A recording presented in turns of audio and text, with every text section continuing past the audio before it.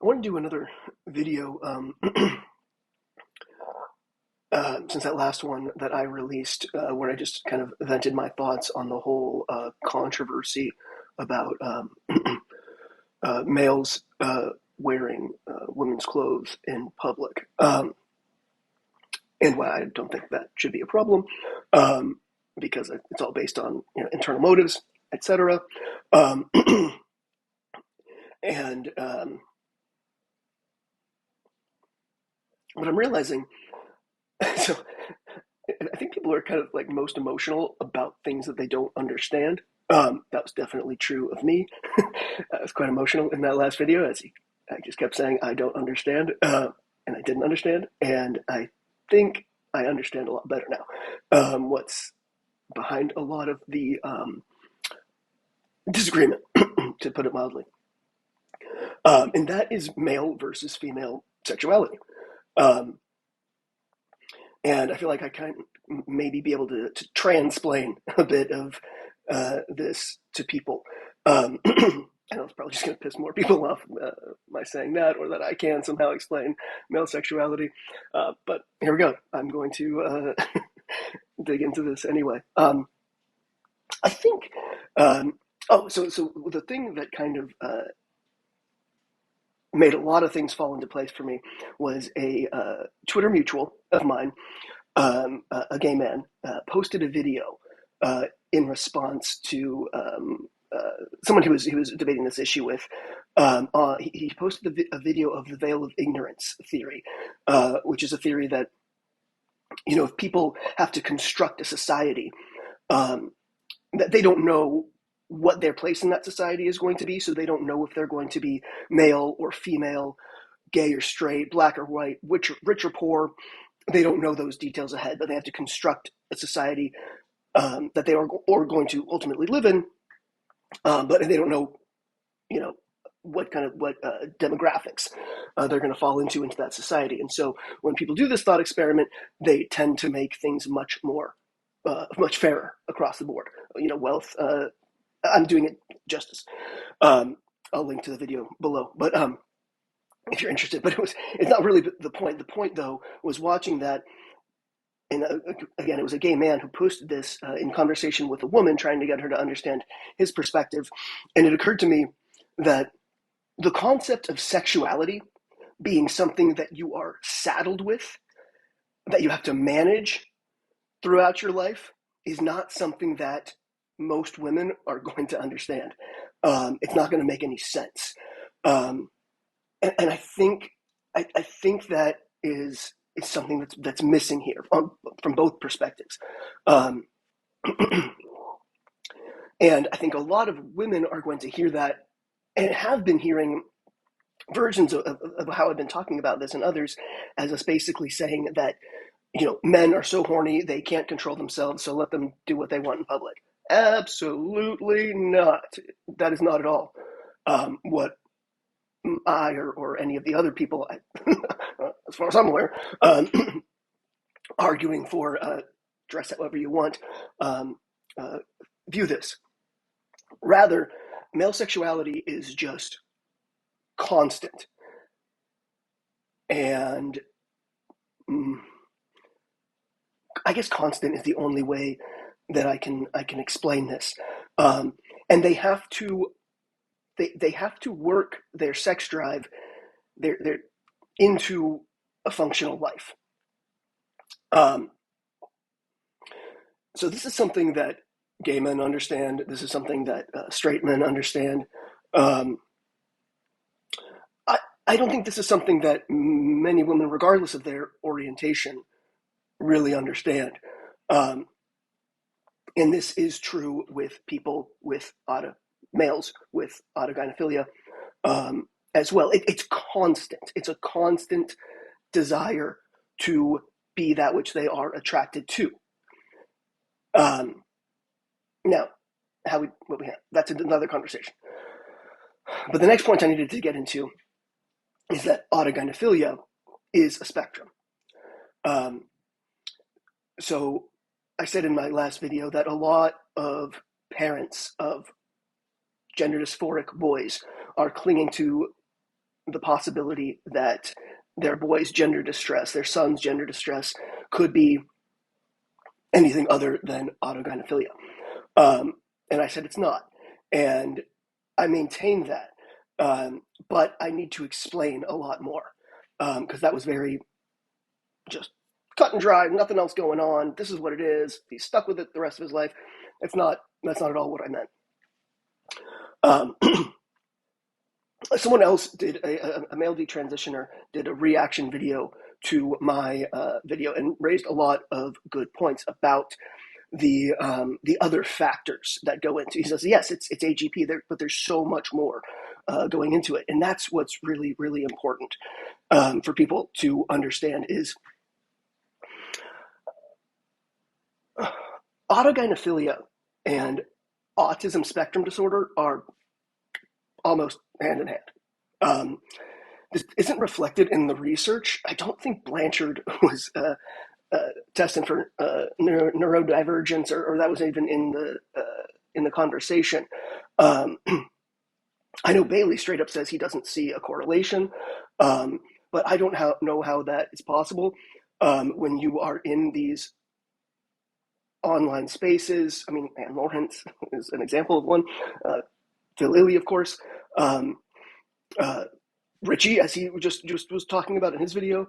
But yeah, again, just those examples aside, if you're in these online spaces where these people are talking about their experiences, autism is almost always there, along with the gender dysphoria. And that gender dysphoria is autogynephilia, and that is what is so autism or any other mental health comorbidity without AGP does not result in a cross-sex identification in males. That's my point, right? So yes, of course, there's so much more going on, but it's the AGP element of all those things that are going on that lead to the female identification. So again, transplaining sexuality, a lot of people in this conversation, again, especially women, I think misunderstand AGP to basically be an escalation of a fetish that's been overindulged. And so they're saying, my son's never even had a girlfriend. He's, the whole doesn't masturbate thing, doesn't watch porn. I'm not sure how accurate, again, I'm not going to, first of all, I don't know how many adolescent boys confide their sexual appetites to their parents. Certainly their mothers. I don't think that's very common. What we have to understand is that AGP is an erotic target location error. It's rather than your focus being on, so from the perspective of a young man, rather than your focus being on attractive girls, your focus is on being the attractive girl.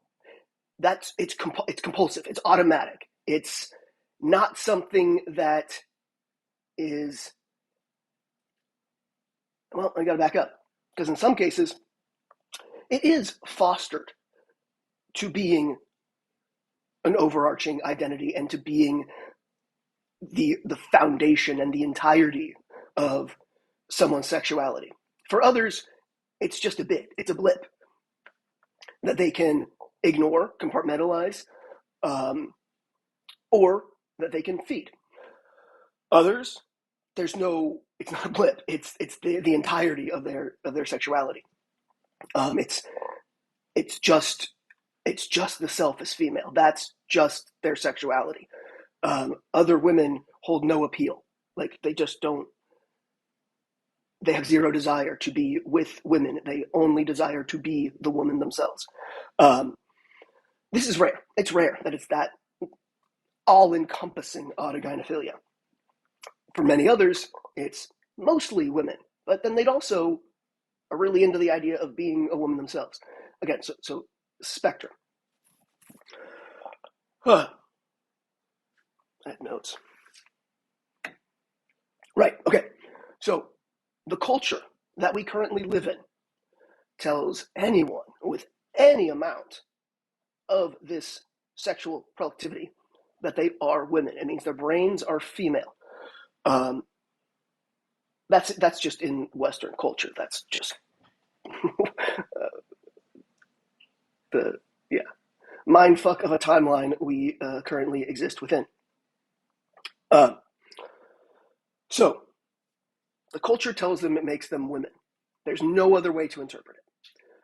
The only other way to interpret it is that they're a dangerous fetishist, and they know they're not a dangerous fetishist. They just really want to be that which they love. It's the different ways of interpreting this experience. So I think what outsiders looking in, especially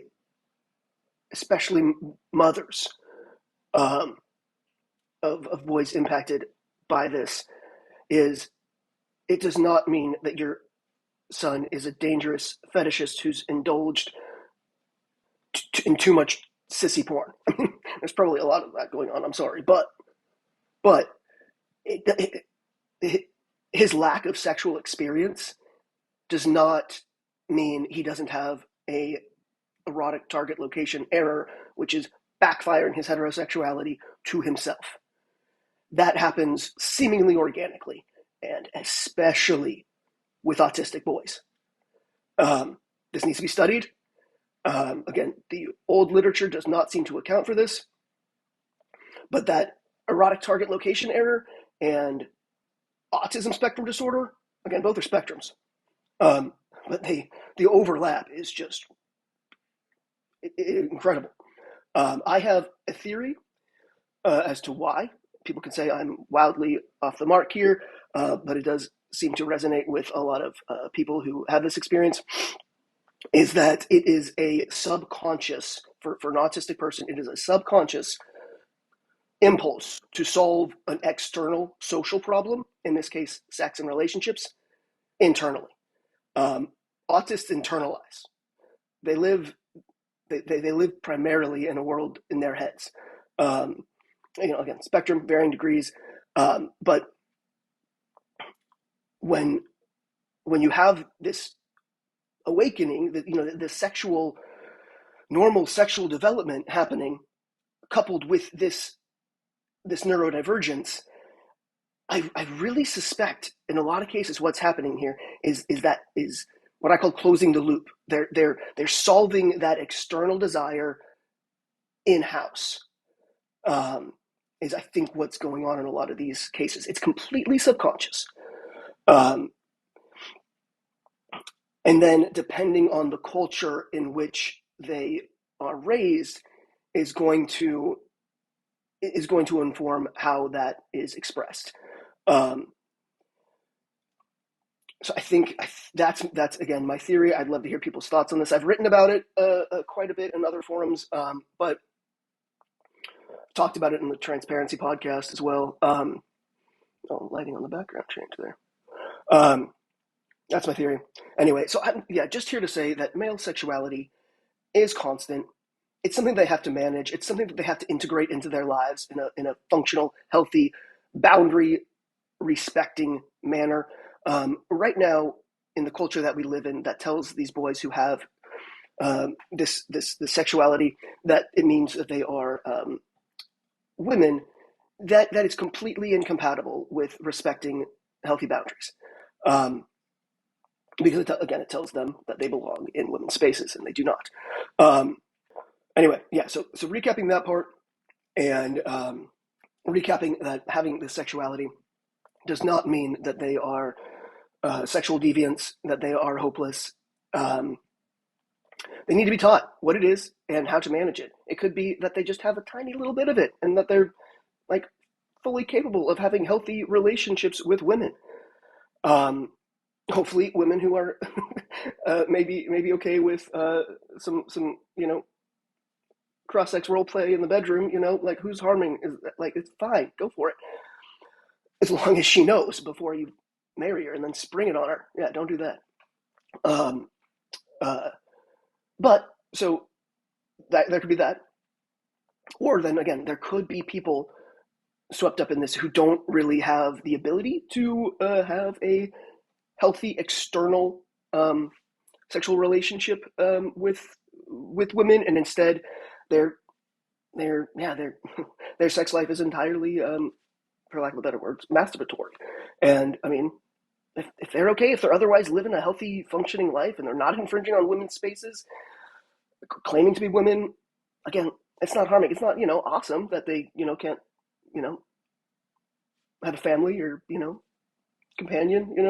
It's kind of sad, but there are worse things happening in life. Um, anyway, I think that wraps it up. That's kind of what I wanted to say. Yeah, thanks for listening.